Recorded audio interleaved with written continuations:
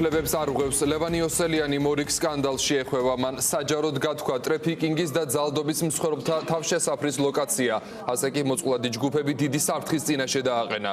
იურისტები აცხადებენ, რომ იოსელიანი ვერ ართმევს თავს მასზე დაკისრებულ მოვალეობას და ის უნდა გადადგეს. ინტერვიუს გასვლის შემდეგ საზოგადოებრივმა მაუწყებელმა მასალა დაგვიანებით წაშალა, თავად იოსელიანი და ომბუდსმენის ოფისი კი ფორმულას ზარებს არ პასუხობენ.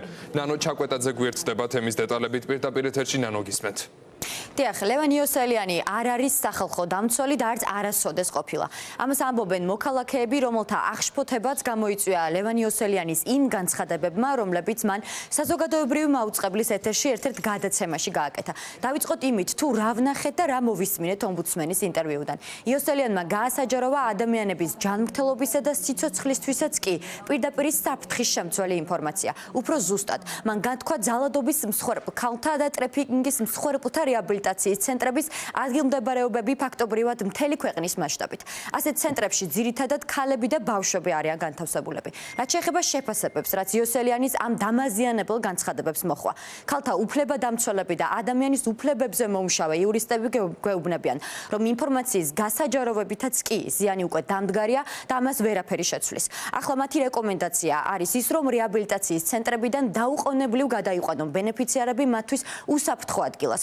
ჩვენი რესპონდენტებისთვის შემაშფოთებელია იოსელიანის განცხადებები მეტადონის პროგრამაში ჩართული მოქალაქეების შესახებაც. მათი შეფასებით, იოსელიანმა კიდევ უფრო გააღრმავა საზოგადოებაში არსებული ისედაც ღრმა სტიგმა მეტადონის პროგრამაში ჩართული ბენეფიციარების შესახებ. იოსელიანი უნდა გადადგეს, ამას ამბობენ უფლებადამცველები. ძალადობა გამოვლილი ქალების საკითხებზე მუშაობა განსაკუთრებულ სიფრთხილეს მოითხოვს, ისევე როგორც ფრთხილი თემაა მეტადონის პროგრამას ბენეფიციარებთან დაკავშირებული საკითხები. სწორედ ამიტომ სახალხო დამცველის მხრიდან საკმაოდ მნიშვნელოვანი და უხეში ორი შეცდომა იყო დაშვებული, რომელმაც შეიძლება თავისი გავლენა მოახდინოს კონკრეტული ადამიანების ცხოვრებაზე უარყოფითი თვალსაზრისით.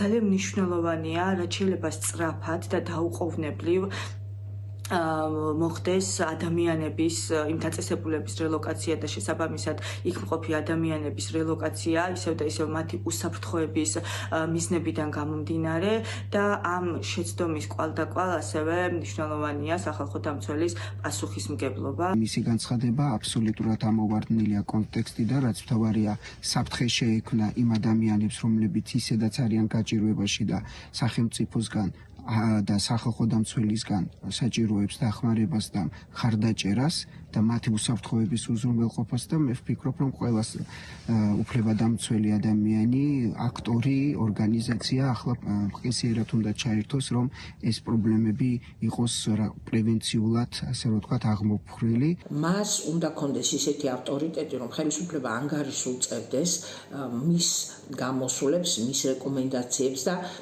ცდილობდეს თავი არიდოს და არ მოახდინოს ფუნდამენტურ უფლებათა დარღვევა.